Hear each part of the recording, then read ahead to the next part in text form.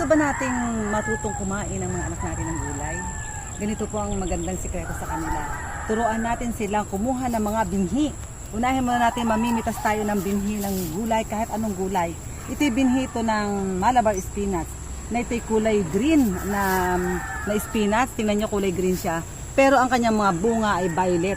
Kasalukuyang magugulang na ang aming spinach at pinagulang na ni Pastor. At gusto niya ipakita sa inyo na marami kaming binhi nito. Gusto niyo na ang mga bata ay makakain. Turuan natin silang manguha ng mga binhi muna at atin naman silang pagtatanimin ng mga buto.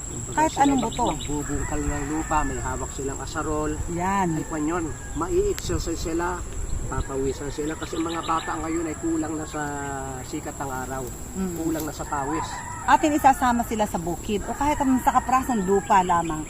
At turuan natin sila kung paano sila magtatanim ng mga buto. Lalo pagka nakakita sila ng mga ganitong buto, namumutik. Kapag ang ating mga anak ay nakapagtanim na at nakita nilang sumisibol, matutuwa sila. At kapag mayroon ng mga usbong, may mga talbos na, ay sabi nila matutuwa din sila itong anihin. At kapag naanin na nila, ay atin ang lutuin. At sigurado ko po sa inyo na ito'y kakainin nila dahil kanila itong tanim. At pagkatapos makuha nila yung binhi, yung mga usbong, atin naman silang isasama sa pagluluto na ganito lamang ang pagluluto. Magpapakulo lamang ng tubig, ating ilalagay yung i-steam natin ng ating gulay. Ay siguradong ito kanilang kakainin kasi kanila itong itinanim at sa kanila itong inalagaan. At nakita nilang sariwan-sariwa ang gulay. Matatamis ang ating gulay kapag kasariling tanim. At ito nga pala ang sabi sa akin ni Pastor. Simulan ko na daw talaga ako magtanim, hindi lamang siya ang tanim ng tanim.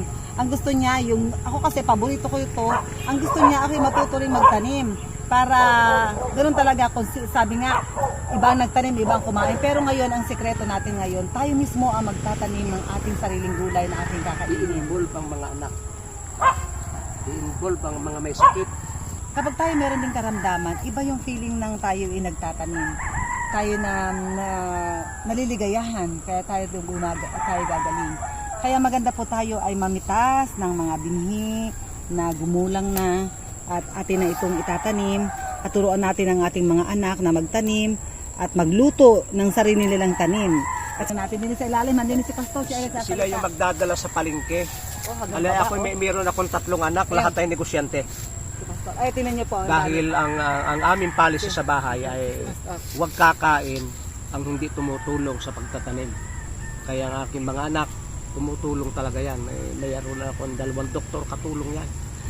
Tumutulong yan dahil hindi sila pwede na paghiga lang na ang lahat na nagtatrabaho ay nanay.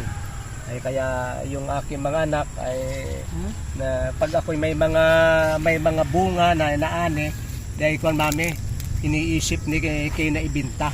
Yan, yun namang isa naming anak ay pag marami kaming gulay na naitanim, ay pwede natin ito ibenta at magkakaroon din tayo ng budget sa ating pang-araw-araw na buhay.